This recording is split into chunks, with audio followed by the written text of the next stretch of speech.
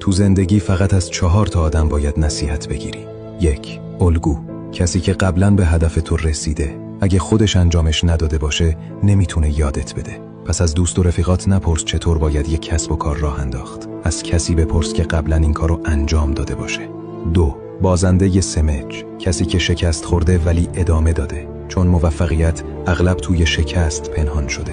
پس دنبال کسی باش که زندگی بهش سیلی زده ولی بازم تسلیم نشده. اون واقعاً بلده چطور برنده بشه. 3. صادق، کسی که باعث میشه احساس راحتی نکنی. اون حقیقتو میگه، نه چیزی که دلت میخواد بشنوی.